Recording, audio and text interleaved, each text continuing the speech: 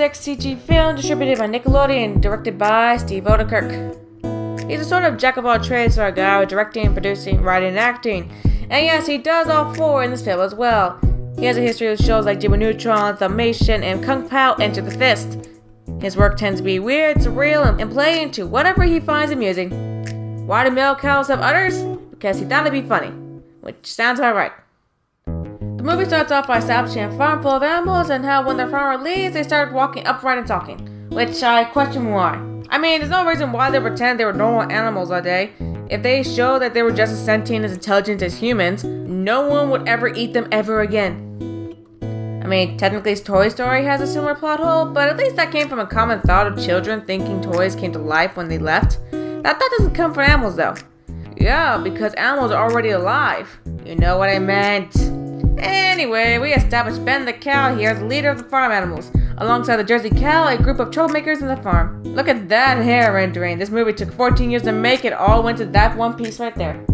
Okay, meeting's in 5 minutes. And I want everyone present. By the way, that is Sam Elliott playing Ben because he can't go one move without playing a cowboy. He plays the father of our main lead, Otis, a wild party cow. And I already felt like a 50-year-old ad exec saying that.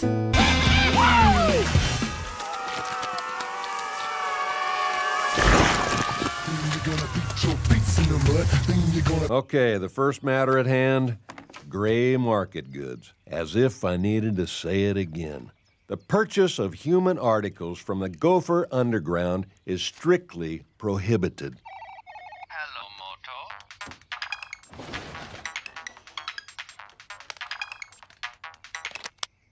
Hey, Otis.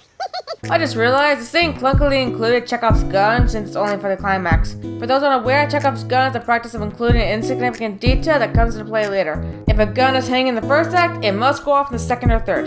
And a tangent to our rule of editing, if it isn't necessary, do not include it. Granted, it could be established as where to get the human supplies, but considering Ben has a few himself, I doubt it. I think my favorite way to introduce Chekhov's gun is to do it through a joke and afterthought. This movie does have a couple of those, such as Freddy's hunger for meat or Peck's inability to crow, but in some cases it's very obvious.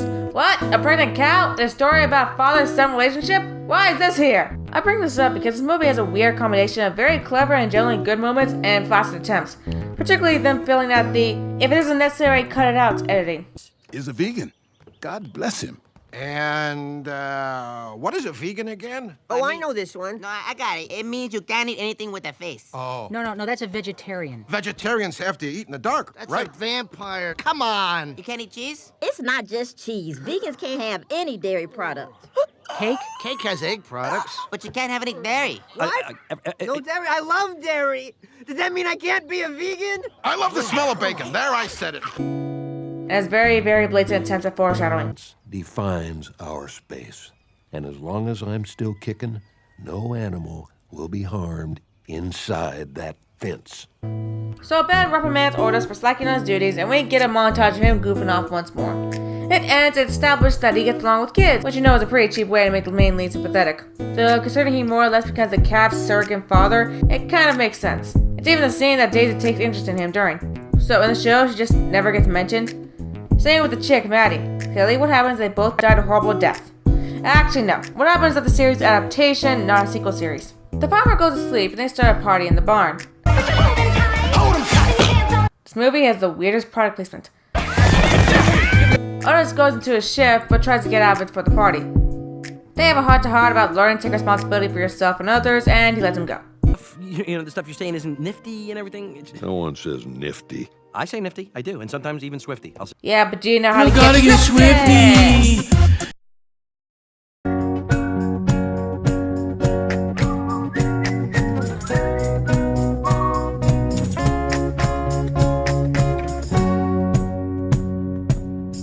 But the coyotes come out to attack chickens during the party.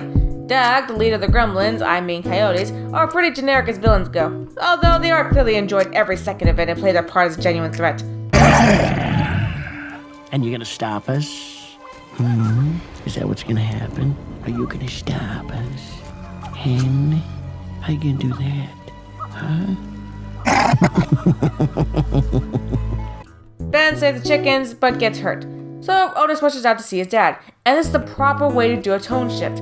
The crazy fun party is meant to clash dramatically with a very serious issue, so when it stops and a goof-off like Otis takes genuine concern, it's very effective. Ben's death is also very effective with him not saying anything, and it happened because Otis acted selfishly and the story is about him accepting responsibility. It actually works really well, so it's a shame that what follows immediately after is a whole lot of nothing. I'll get to the point. Otis tries to take Ben's place after the party goes haywire. He doesn't take it too well, so he goes out to party with the Jersey Cows by stealing a car from the Beaties, the best thing in the film. No, cows don't like houses much. They prefer it out in the meadow, where they can get a graze on. Nathan Randall III, I am not crazy. I am medicated for a chemical imbalance. Don't you sit there and think that I am crazy. Oh, your mind's gone, woman. Where did it go? I don't know. It's gone. He has some fun pranking an obnoxious kid, the worst thing in this film. Okay, hurry up, fellas. They're right over there. Oh, milk me. Okay, here we go. Milk me. Jeez, these guys are big. Put it right!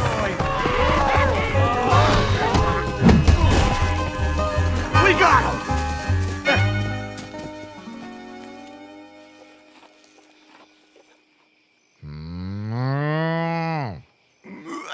I just realized they probably don't let people see them talk, so no one goes to jail for constant stealing. Now, I get why these sequences are here, it's for character development, but simply not very interesting. He and Daisy bond over a bit over her losing her herd in a storm, including her husband. This comes in to give Otis more incentive to mature.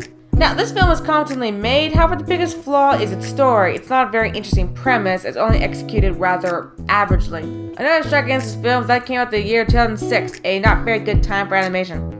This came out the same year as Happy Feet, Over the Hedge, Open Season, Cars, The Wild, Ice Age, The Meltdown, Ant Bully, and Everyone's Hero. This was the year of middle-of-the-road sentient creatures and animated films. So Barnyard had a really tough time with similar competition, and really nothing makes it stand out in any meaningful way. Direct contrast to the series, being stand out for asking the question, what if Chaos became a children's TV show?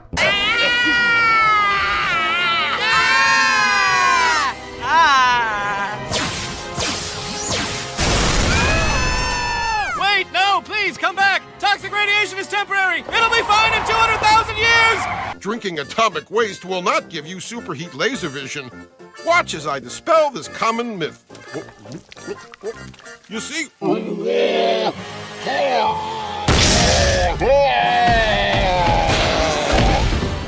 Army always hound pig? Pig smash! Producers of Barnyard would like to apologize for the previous scene. Drinking atomic waste will neither give you heat laser vision nor turn you into a hulking pig monster, as I will now demonstrate. Oh no, what's happening? I'm shrinking. Oh, why did I drink that atomic waste? I never got to see Paris! After Dad comes in, he shakes his confidence more than he already has and decides to leave the barnyard. But he doesn't because the chickens are stolen and he goes off to confront them. He fights them for a bit, and when he can't take them on his own, his friends in come to save the day. They win, of course, and Otis goes to meet Daisy, give birth to a son, who she decided to name Ben. Also, they steal bikers' motorcycles that have no previous mention or foreshadowing. Okay. This movie has a lot of potential and is having a lot of fun with what it has. However, it falls flat due to trying so hard to be Spider-Man. I'm not kidding. A father figure named Ben dies that requires his son to try and become more responsible for his reckless abandonment. This is clearly the superior adaptation of Spider-Man it's ever had and ever will have. But seriously, the movie is very average.